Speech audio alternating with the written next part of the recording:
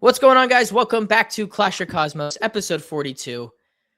I'm Dylan, alongside the duo box of Mila and Dory. Like I said in the last episode, when we go on losing streaks, we don't record in full. It won't happen. We only record in full when we win matches, and this team doesn't want to win matches. It was a nice international break. So, Mila and Dory, what have you guys been up to during this long international break? Not thinking about the Galaxy. That's for sure. I have unfortunately thought too much about the Galaxy, which will be good because at least we'll get to talk about the Minnesota preview at home. That's where we'll start the episode. And then we'll talk about the two, I'm going to call it breaking news, that kind of isn't breaking news anymore, but Casemiro and Bernardo Silva are both on their way out of their Manchester clubs and could be heading to Major League Soccer. That's pretty cool. And I think that we are kind of in a position where we may need one or both. So we'll break that down. But without further ado, let's kick on into it.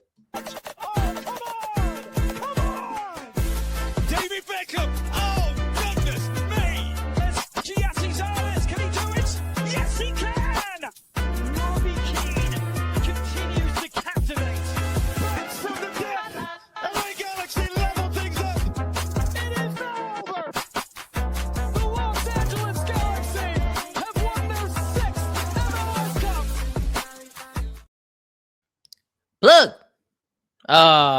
This is going to be a thing. We're going to have to add you guys back to every studio, and that's fine. So you're going to see my face just for you, right? And that's why you're subscribed to our podcast, and so you can see me and us work through these kinks. To the 405 of you currently subscribed, thank you for putting up with our bullshit.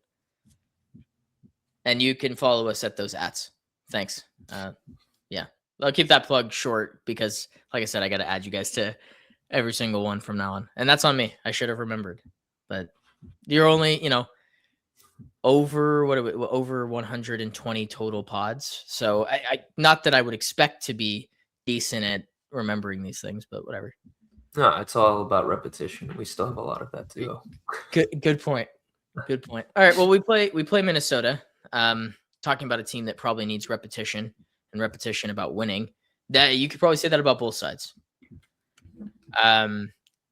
Where do we want to start with this preview? Do we want to start with the Galaxy or do we want to start with Minnesota?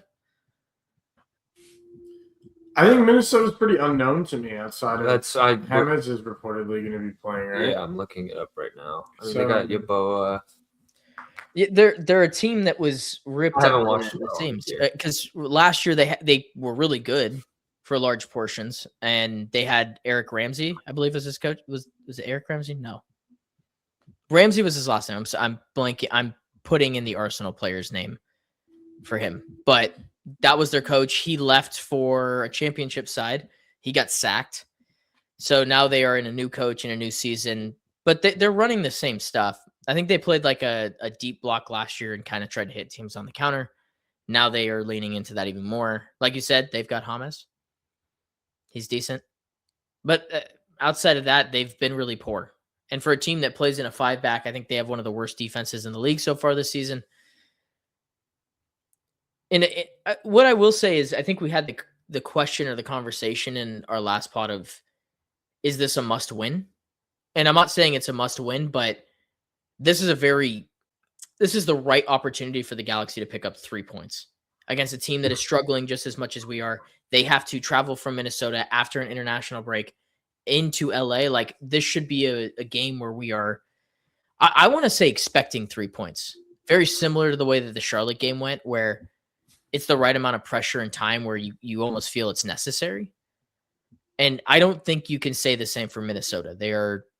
What I'll say is this seems a little trappy in terms of a trap game, but if we come in with the right attitude, I feel like we should take care of business.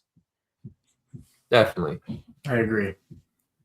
I think, especially at home, it's just it's got to come to a point where the results need to come. I mean, it's starting to feel a little bit like at the topsy-turvy start of last year where we were doing okay in other competitions and then the league was a bit rough. So I'm hoping that this can be a morale turning point. I think it's not necessarily a must-win, but a very important game in terms of setting the tone for our season.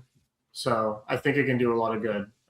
Obviously, if we don't get a good result, I think it can hurt a little bit, but it all comes down to how the guys react to it. Last year they showed they couldn't really bounce back from a lot of losses. Hopefully, we can kind of put that right. Yeah. From a tactical standpoint, they're not going to hold possession. They don't do that. So you're looking at another game where the Galaxy are going to hold possession and they are going to play a low block. So here we are again, back to the roots. I like you guys said, there's not a whole lot to talk about with Minnesota. They've been poor. They've gone through a bunch of turmoil. It's really just, can you contain, how do you pronounce that guy's name? Yeboah? Yeah. Yeboah and Hamas, right? Like, if you can keep them quiet, you keep them relatively quiet. But from the Galaxy standpoint, and this is where we'll flip our preview over to the team that continues to do the same shit every single week. We have to play a low block, and we struggle against low blocks, which makes me concerned, especially with the team news that came out today was no Paintsel, no Glesnes, and there was one other. Oh, and Nascimento has an MRI tomorrow, so he's most likely not playing. Yeah. So you're down 2 of what, 5 attackers that we have, forwards? Cool.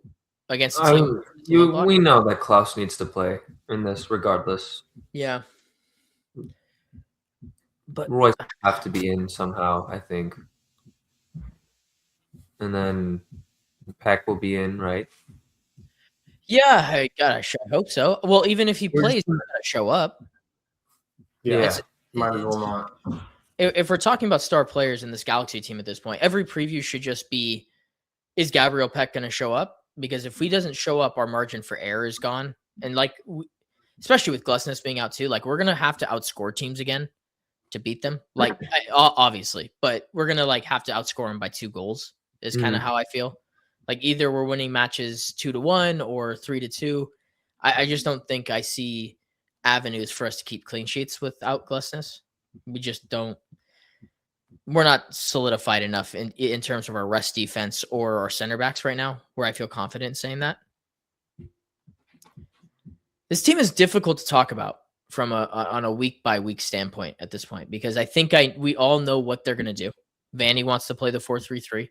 He's going to play Tommy on the left. I think he'll play Peck on the right, Klaus through the center, and then he likes the Winder Cerrillo midfield too. With Royce in front of him, and then the back 4. I think if there was a time to try out a new formation, this is the game to do it. I'd like to see us play a little more narrow, if I'm being honest with you. I'd like to see us drop Tommy. I don't think that I've seen anything from him in the opening state of games that he's played where I feel confident saying that he's going to make a difference. But what I can say is that Sanabria has made a difference in the idea of playing him in the midfield and Royce more advanced and being a little more narrow could work. Like I kind of, and obviously we're not Real Madrid, but in the way that Real Madrid use Vinicius is how I want to see us use Gabriel Peck. Allow him to play as a striker and kind of let him roam and go wherever he wants, right? Tell him like, hey, your job is to get in behind, be the flary Brazilian, do your tricks and go for it. Like the worst thing that happens is you lose the ball and we're in rest defense and it's all good. The question is like, who do you play where in that style? Like who's your Freddy Valverde? Like who's going to be the guy that sticks to the right? My guess would be that you have Winder fill that role. Sanabria tucks in with Cerrillo. Or actually, sorry, maybe you're asking Royce. I don't really know how it looks out of possession, but what's the worst that can happen in this game if you try something different? We've already seen that this team can't beat low blocks with that 4-3-3 shape currently. So I don't know. Where are you at, Mila, in terms of that? Like, do you want to see the team try something different, or do you think that eventually they just break through the wall of not scoring? I don't know if we break through. I think the diamond midfield is an interesting take because, like you said, we haven't seen it before, and we can unleash our best players all at once rather than either like shoehorning someone into a position or trying to ask someone to be more than what they are. I don't really know how it would work too much. I guess you would have Surreal, Winder, and Sanabria as the two, and then Yeah. Royce with them.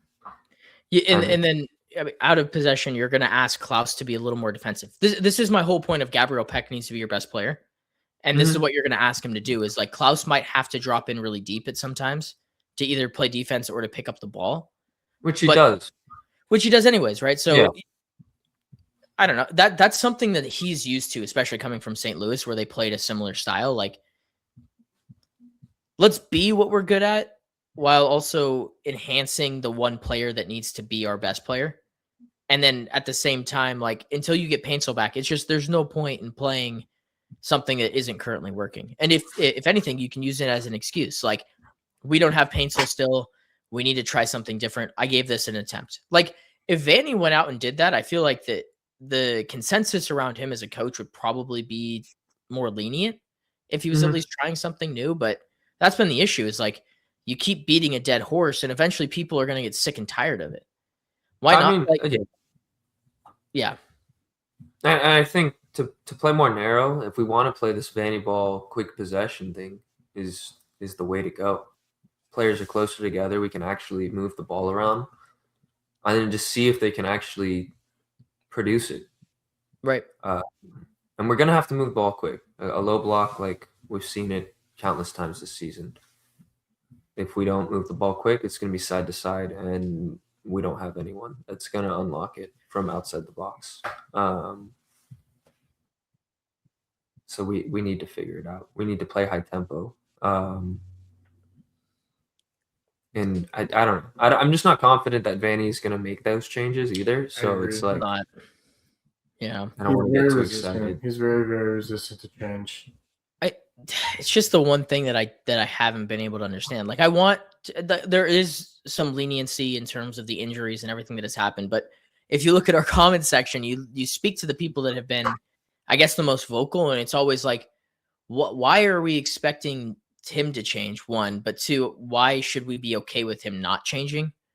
Yeah, and that's a good question. Like, every good manager on planet Earth eventually has to evolve, right? If they don't evolve, eventually their tactics don't fit the status quo and they get sacked. But this team and this ownership has been totally okay with him kind of doing the same thing. Like, with all the pitfalls that we've had this season, you can relate to last season. Rest defense, some not being able to break low blocks. I just don't know how we can be a team that has, you'd probably consider one of the best forward lines in the league, and we continue to struggle against teams that just want to sit in. That doesn't seem like those two things shouldn't add up. Like, if you heard that coming from a team like St. Louis, right? You'd be like, okay, like, I guess that makes sense. Like, St. Louis, they're not used to that. They don't ever see low blocks. So they don't know the solution when they have to go and do that. But we're a team that consistently plays against low blocks, but we don't have a solution. And now I've got a 1.5-year sample size. Yeah. And I think we make chances is the thing. We don't convert our chances. Yeah, we're very wasteful. We pounce when the opposition makes chances for us, and that's very convenient. We get goals out of it. But when we're asked to create a chance, and we do, like we've been creating chances these past couple games. Sure. And then ask our players to finish those, to convert, it hasn't been happening this season. Yeah, the theme of this entire episode is going to be Manchester, and it reminds me so much of a lot of the conversations that we've had about United in the past 16 months in terms of United are creating chances, but a lot of them are half chances, and they're not like clear-cut opportunities to where I feel like, well, if he had done better there, he would have scored, but also at the same time, like, it wasn't this like that should be in the back of the net, right? And I think that's where I'm running into issues with the current system is nothing looks easy.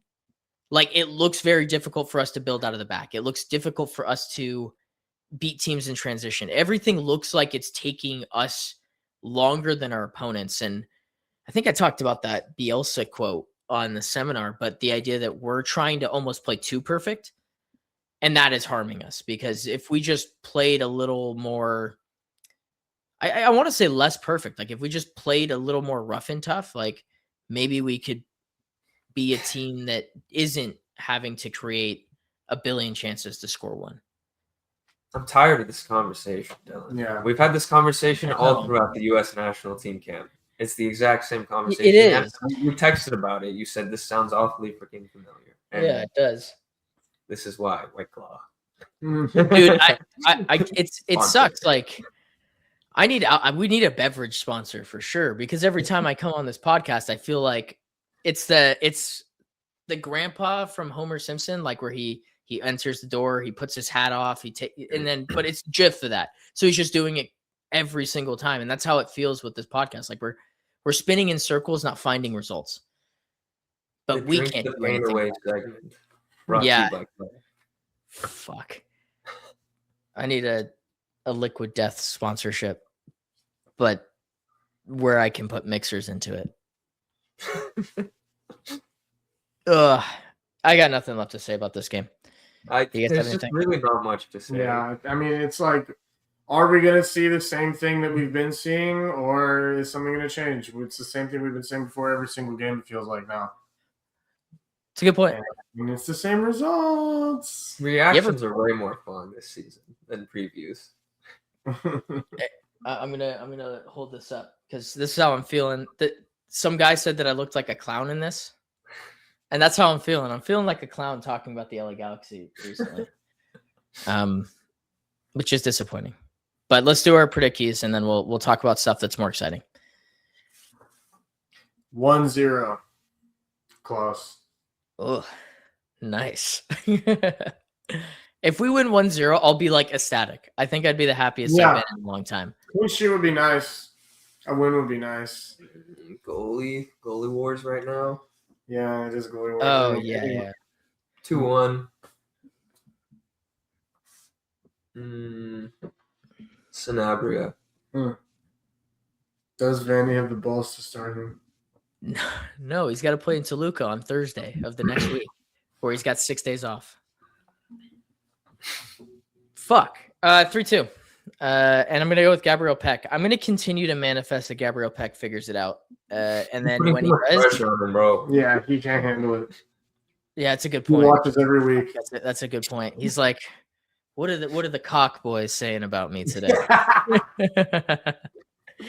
Oh, damn it. Just win. That's if the podcast had one wish, it would be 3 points.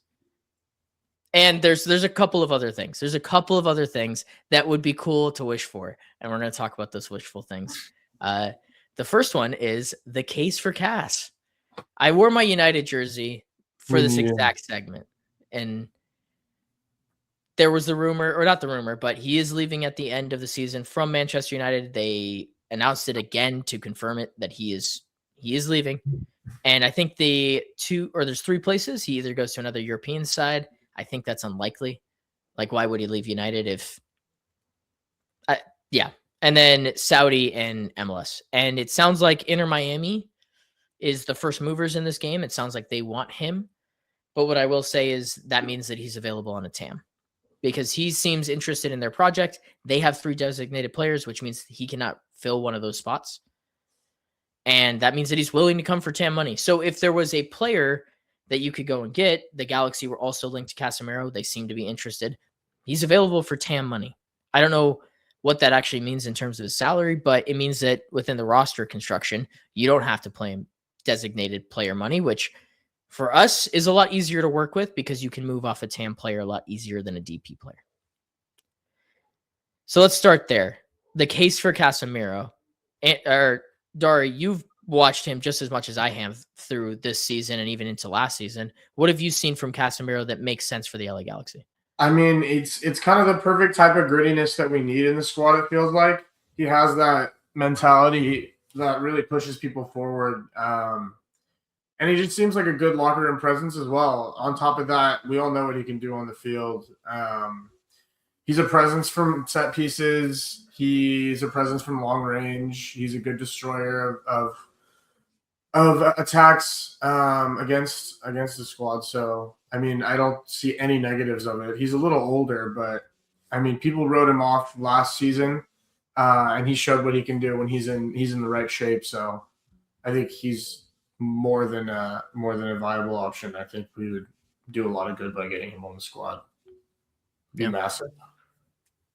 Mila, you talked about, and you didn't get to talk about it in the last video about that killer mentality that's missing. Are you along the same lines there with Dari that that's what a Casemiro can bring to the side? Yeah, definitely. I mean, being that pivotal to the success of United this season at the age he's at, after all the doubt, like to come and anchor a team like that in the Premier League, and I mean, statistically, you can see the impact he has. When he doesn't play, you guys have problems. So, like, bring that to the MLS level, bring that to here. One, I think he would just anchor our midfield. Like, everyone around him would feel more confident. So, not even like in a dog type of way would he need to do that, but just his presence alone. But yeah, also the fact that he is a dog, he's willing to get into scraps, which I think we're missing a little bit. Not the type of frustration scraps where you kick out a guy's legs Not a because Douglas you Costa haven't scrap. been scoring goals. Yeah. I mean, like someone that's just going to put in a hard challenge, get stuck in every time, and make it known that they're in the midfield, and if you want to get by them, you're going to feel it.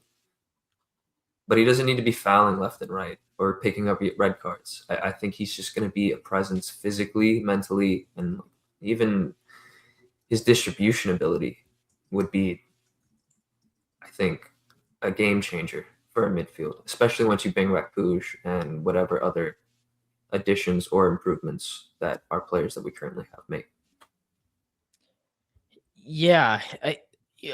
For all the reasons that you guys are talking about mentality, I mean, look, this guy's a serial winner. He did it at Madrid for a long time. He came into a United team that struggled and immediately won trophies with them.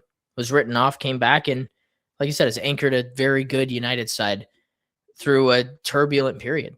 And those are all great. Like from a killer mentality portion that we've been missing, I think that's great. But also, he's one of the best forward playing defensive midfielders in the world. There's been this weird stigma around Casemiro that he's just this destroyer and he's got no technical ability because that's what he was asked to be at Real Madrid. But this is genuinely just a very gifted footballer. He's probably one of the greatest six to ever play the game. If Busquets isn't in that same era, we're talking about Casemiro the way we're talking about Busquets, right? And he'll go down as one of the greatest defensive midfielders ever. But that stigma of being a defensive midfielder has changed the way that people view him. And I think from Dari and my perspective, like watching him week in, week out at United, he's in the box more often than he's not. He's so forward thinking and he does have that Brazilian flair to him. He's just also got bastard to him. And I think the stat that I saw was in the Premier League, he's in the 90th percentile for forward passes, which is ludicrous to be in that category. And like the other guys that are in the 90th percentile are some of the best creators in the world. So I think from an idea of United, or from the idea that the Galaxy don't play forward enough, they get shoehorned into this side to side bullshit. Like Casemiro stops you from doing that almost on purpose. And one of the repeatable actions that's been really good for this team so far this season has been Cerrillo's long balls to the corners. Mm-hmm. And Casemiro does that every single game for Manchester United. He's also I think he's in the 80th or 90th percentile on long balls in the Premier League. So it's direct correlation and ideas that make that move make sense. And the idea that he's a little more obtainable than the next guy that we're going to talk about, and the idea that we have a bunch of Brazilians makes a lot of sense to me. The question is can you pay him DP money? Like, are you willing to, if he was to cost DP money, and that's how we were to get him over the line compared to Inter Miami, are you willing to spend DP money on Casemiro? And you'd have to move off Pecker or Paintsel. Like, that's the question. Look, if you get him on a TAM deal, you move off of whoever you need to, right? You figure that out. Yeah. But if you're Will Kuntz and you're offered the idea of we're bringing Casemiro, but you got to get rid of Pecker, Paintsel, are you doing that? Peck, not Paintsel. At this current time, yes. I'm very high on this one, but I'm going to save that thought for the next guy because I don't think I do it just because of his age. Well, if it's a choice between this guy or the next guy, then no. But no. But what I'm saying is, I think that if I'm gonna, I don't think I'm willing to depart with Pecker Painsul for Casemiro. that's fair. Yeah, Because I think it's just a harder maneuver. Look, I think that Casemiro would be fantastic, and if it happened tomorrow, I wouldn't be mad, right? Like if they ended up doing that swap, I just don't know if that makes sense from the idea of wanting to be consistently good for a long period of time. Casemiro is very win now, but he doesn't have a whole he has a lot left in the tank, but not a whole lot, if that makes sense. Yeah, like your window becomes it's the short season with Casemiro, and then the next year, and then you're probably counter that. Sorry to interrupt, but to counter that, I feel like so much can change in just one summer in MLS That's true. I feel like it's worth the risk to bring in a player like him. You get the right squad behind him. And even now, if it's early enough to where he can really make an impact and we can do something this season with the addition of him. So, I mean, I think he can have a bit more of an impact, that be it maybe 2 or 3 years only. But I think it can be a pretty big impact and can set up a good groundwork. Yeah, I'm kind of with him on this one, especially since we have Surreal right now, and it's not like we're in any rush to get him out the club. So you don't want to make him feel displaced by bringing in a Casemiro. But if you bring Casemiro in as a mentor almost, then you can keep both. You can have Casemiro bring up Surreal, give him the tips on how to play the 6 properly, and then we have a very good Surreal that will be playing still, because Casemiro right now is playing 60, 70 minutes on average. Yeah, in the Prem. Yeah. So a year later, that's probably going to go down a bit, which is fine if he's that dominant in the games, and Surreal is able to come on fresh legs and also be dominant. So it's just one of those things. And in the long term, we have to have plans. We can't just it cannot be a win now thing, like you were saying, in my opinion. But we can plan with him. It doesn't necessarily have to be a no-go just because he doesn't have any long-term future at the club. No, yeah, I agree with that. And look, like I said, if it happens tomorrow, I'll be very happy. I really do think that Casemiro is a game changer in that sense. I guess if I'm pushing all my chips into the table, it's because of this next guy. And I think that's where we should segue to the next guy. One more. Boom.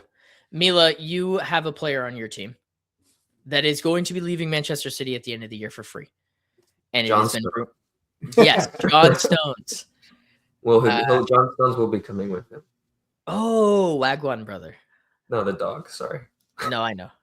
Well, we could do the Holy Trinity and get all 3 of them. I'm gonna leave that to the ether for them to figure out who we're talking about, and hopefully they know the lore there. But free captain. Wait, sorry, what? He's free. He is your current captain, and he's 31 years old. About to be 32, but yes. Talk about Nardog and our potential adoption of him. This is a hard worker. We call him Nardog because he's a dog, and similar to everything that we just said about Casemiro. Casemiro is like a Rottweiler in my eyes. This is like the feisty little dog that's still gonna yip at your ankles the entire way and just fucking bug the shit out of you. He's perfect at riling up other teams. He's one of those players that if he's not on your team, you probably hate his guts. You hate his guts. And that's the player I want on my team. He's not, even with this reputation, he's only picked up 1 red card in his entire career, and that was the one against Real Madrid. Oh, so is that actually the stat? I'm pretty sure. Holy shit, that is.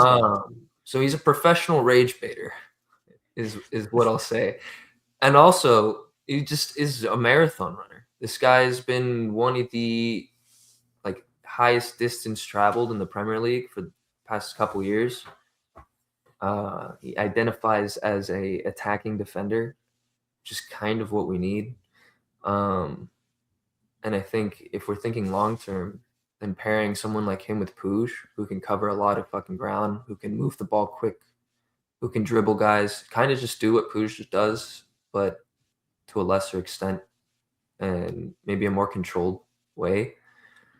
I think it'd be a match made in heaven if he came over here. It's just a question of, does he want this LA lifestyle? Yeah, Which he that's a might. good. He might. Dari, Manchester's a dark place. from a Rivals fan perspective, what do you see from Bernardo Silva that I maybe mean, would work? it's kind of exactly what you were talking about. Like, if he's not on your team, you hate his guts. He's been a thorn in my side for a while. So it'd be nice to have him on my team. He's a great player, undeniably. So it'd be a great addition. Yeah. Look, dude, he captains a Pep Guardiola side. If you're talking about pure quality, there's not many players on planet Earth that have ever done that. And from my perspective on it, and the reason that I was like, would you part with the DP for Casemiro is I would ship whoever it would take on this current Galaxy side to fucking wherever for Bernardo Silva. And it's not even close. Like, I think that if you bring him in the summer, you immediately start challenging again for titles. Like, this season, we can challenge for a title with Bernardo Silva. Yeah, 100%. If you're talking about like the things that we missed in the season after the title, the two things that you can really look at or three things were Ricky Puig, obviously, Mark Delgado, and Dejan Jovic. Klaus has picked up form similar to Dejan, so okay, you've got that kind of covered. Obviously, the Ricky hole you're not replacing. But Mark Delgado, if you can get, Bernardo Silva is like Mark Delgado on steroids. Like everything that Milo just said, runs hard, is a offensive defensive player, is going to work both ways, and honestly, he can fill the hole creatively that Ricky left. Like you're almost combining Ricky Puig and Mark Delgado into one player, and that makes me think that if he's available, if you are not moving heaven on earth to get that player, we are no longer in the realm of being a good club. We should be the first people in line. I don't know who has his discovery rights. I don't know what you have to do to get that, but it doesn't matter. Like, you should be going to the league in a similar way that obviously Messi's a different situation, but you should be going to the league and being like, look, we're going to pay him $20 million a year. Make him work within the DP the rules. Like, we've done it in the past with Beckham, and they've done it in the past with other players. Like, I think San Diego is paying currently Chucky Lozano like $10 million a year. That is the way that you can make Bernardo Silva choose this lifestyle, is you pay him whatever he's worth. And from a Galaxy perspective, I don't think there's a better player on planet Earth. I said this to Mila before recording, than Bernardo Silva to pair with Ricky Puig when he comes back. There just isn't. Like, I can't think of one player that makes more sense in the midfield. I think he could walk right into the team. Like you were saying, like he could just walk right into the team. He's a leader too. In like multiple positions too. Exactly. He walks in as it's not even, he's our best player by a country mile. Yeah. Without a shadow of a doubt. Like you could, when you talk about guys that can walk in and grab the armband too, that's another player that would do it right away. Mm-hmm. And to your point, he's only 32.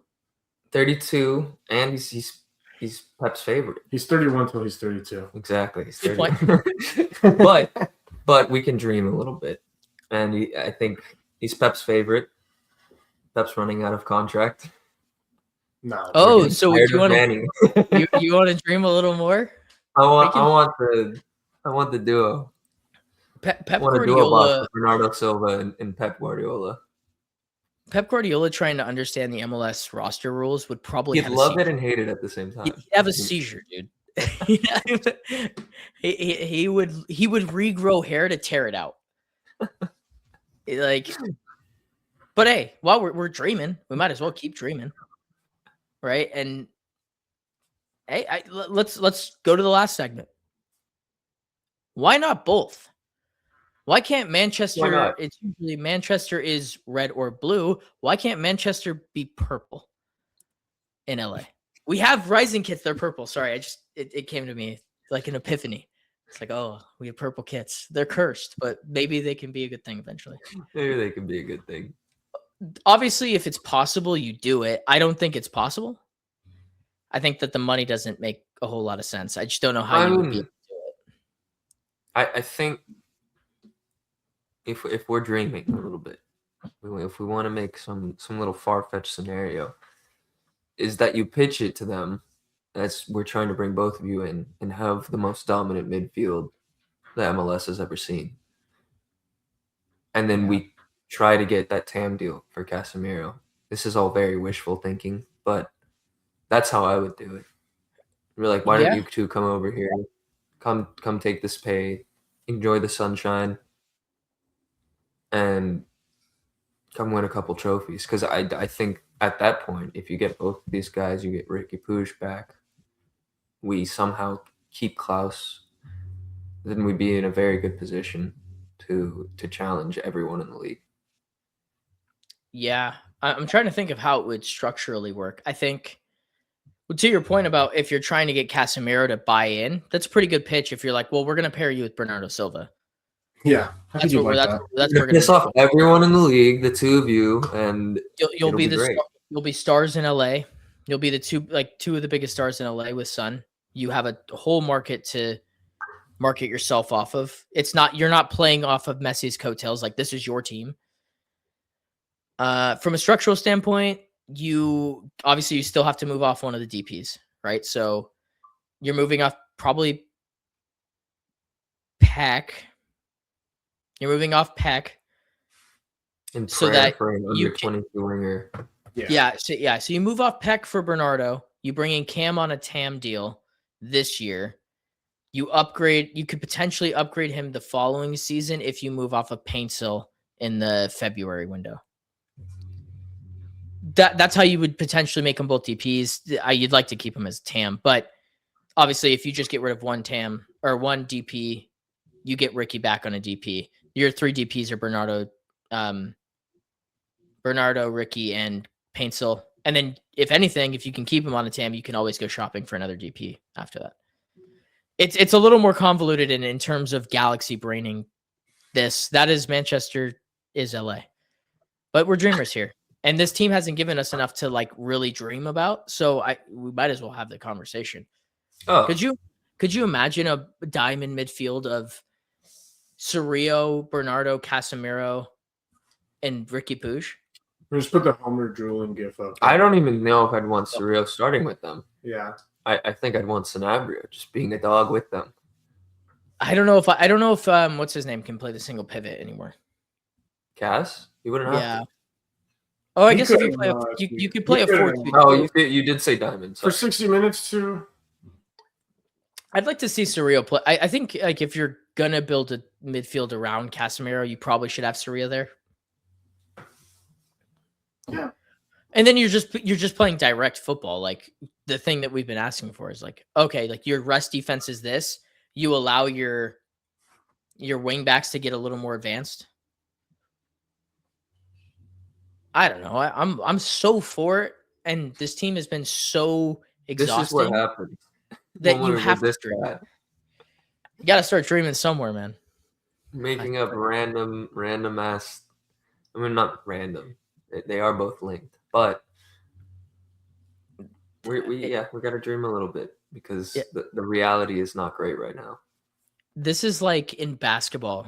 I'm assuming we have some basketball fans here. When your team hits the December stretch of the year and they're awful, and you immediately go to the trade machine, and you're like, I can make this work. And you cook up some like 15 team trade, and then eventually you get LeBron, Kevin Durant, Steph Curry all on the same team. That's what we're trying to do here. It's a little easier because you don't have to work with their contracts matching. But look, the fact that they're both free options, that's got to be making AEG super happy. Yes. I think we talked about it. I talked about it with Andrew on the seminar, so everyone should check that out. But we talked about the idea that eventually you have to make hard decisions. And Will Kuntz he's going to have to make a hard decision here. We get to the summer and this team is out of CCC and struggling in the league. You gotta make a change. You gotta flip something. Look, regardless of where the team is at, like even if we're firing at all cylinders, like I'd move whatever for and I think to the point that they are both free. If we move off Peck, that's profit, and basically just goes towards wages. Like we're not moving him off to buy someone. Yeah, you'd much rather pay. So You'd much that rather helps a pay little your bit. players the money than have to pay another club the money and their own wages. So the idea that they're free means that your $16 million transfer is not actually 30 something. It's just their wages. Please just do something. Do something. Whether that's win games or make this happen, just do something. Just do something. And for the last time, that's win game. Please win game. That's all that really needs to happen. Yeah. I am not going to be in attendance. I wish I could be. Are you guys going to be there? No, I have work, unfortunately. All right. Well, it's probably for the better. Once this team starts winning games, then we can homer it up and go. Yeah. I'll call off work. I'll make it. We'll make it happen. I'll make it happen if they make me make it happen. A very special request is if anybody gets that extra Landon Donovan bobblehead and is like, hey, give it to your boy. I won't say no. Send it to our P.O. box. Nobody likes the U.S. flag in the background. They should just give the whole Donovan. Have you seen the bobblehead? For some reason, they just put a giant U.S. flag behind Landon. Like, obviously because he's U.S. representative, but like it's a Galaxy bobblehead, and he's just got this giant U.S. flag, like draped around his shoulders. I think it's sick. There may be somebody who doesn't, and they should donate to the C.O.C. network. Multiple, donate all of them. That's what I'm saying. If you're not about they'll give you multiple. Just walk up to the thing like 4 times. Yeah, as long as you show them a picture of something. It doesn't even have to be your ticket. They will give you something. That is really bad advice. Don't do that. Whatever. We already did our predickies. We did. Yeah, there's nothing left to say. Do you guys, Mila, do you want to plug the other podcast? Clash of Clubs, making a little pilgrimage to the Premier League. So we might have a bit of content for that coming, a little vlog type content. Yeah, come check that out. We'll be trying to go to some games, but it's looking a little tough right now. So if anyone also from the UK is watching this and can help, please help. Yeah, we'll probably do this on the other podcast. This has just been the podcast where we ask for things. That's what happens. So the Galaxy suck. We start begging for shit. Give us mercy. Dari, you have a show coming up, right?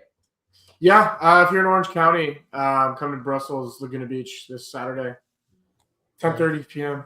It's like $10 at the door. It's a fun time. Thanks, sure. And they can find you at. Oh, at Heel by 316. Okay, cool. I knew the handle. I just wanted you to say it. And to the 405 of you currently subscribed, thank you guys very much. I don't. Just win. Just win. Please. Love of God. Just win. All right. Well, from myself and the duo box of Mila and Dari, we have been Clash of Cosmos. This has been episode 42, and we will see you guys in the next one. Ballet, Highland champions. They're going to go alone. Still back. What a goal. It's 6. They just cannot stop scoring. The volley from Bono. Yes. San Jose carved open with a world-class pass from Ricky Pooch. Glittering Galaxy, and Landon Donovan is the match winner.